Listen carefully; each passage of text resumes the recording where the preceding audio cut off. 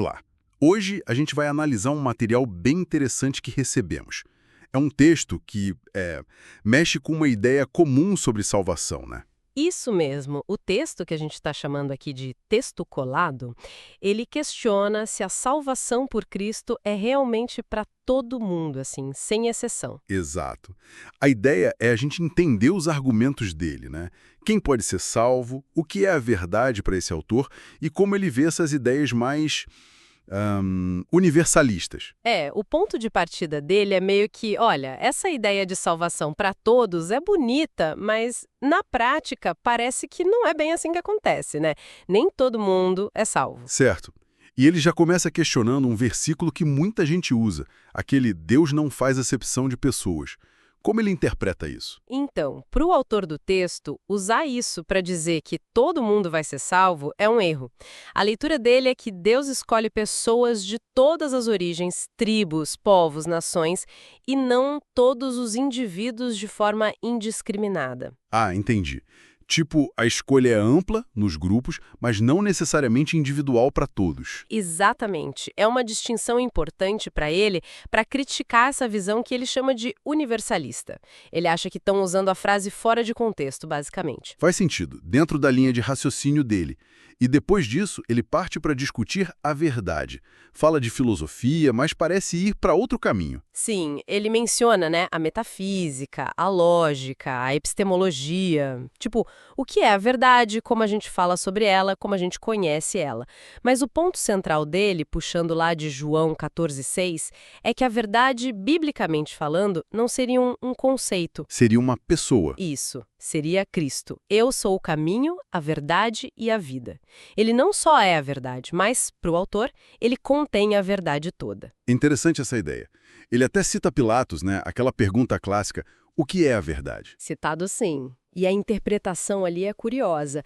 Ele sugere que Jesus não responde porque a pergunta de Pilatos foi filosófica, conceitual. Uhum. Se Pilatos tivesse perguntado quem é a verdade, talvez, segundo o texto, a resposta estaria ali, na própria pessoa de Jesus na frente dele.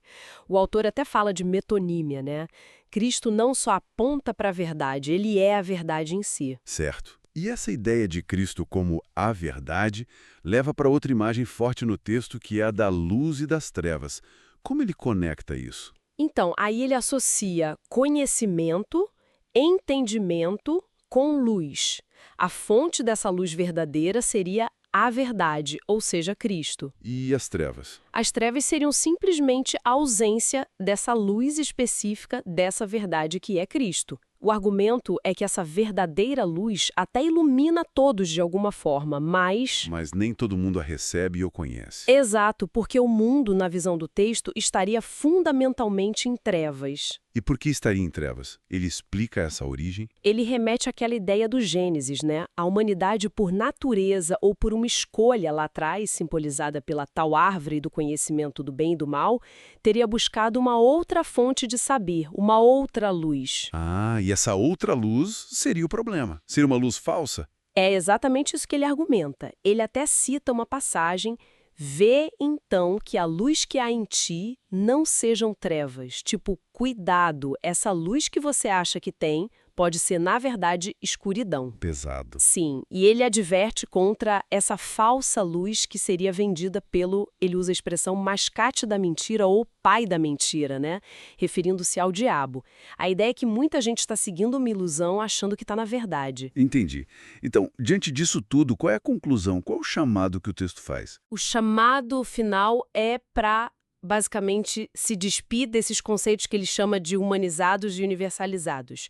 Ou seja, ideias de salvação ou verdade que talvez sejam mais o que a gente quer que seja do que o texto entende como revelação. E buscar o que, então? Buscar exclusivamente Cristo como a única verdade, a única luz real. A proposta é que Deus não oferece outra coisa senão a própria verdade, que é Cristo, e nele estaria tudo. Ele até cita Apocalipse. Aconselho-te que de mim compres ouro refinado no fogo, algo puro, genuíno. Ok. Então, resumindo a visão desse texto, salvação não é para todo mundo de forma automática, está ligada diretamente a reconhecer e a aceitar Cristo como a verdade personificada. a única luz real nesse cenário de ilusões e trevas que ele descreve. Perfeito. E o texto termina com sola gratia, né? Somente pela graça. Reforça que mesmo sendo condicional à aceitação de Cristo, ainda assim é um dom, não algo que a gente mereça ou conquiste por si só. E fica a reflexão, né?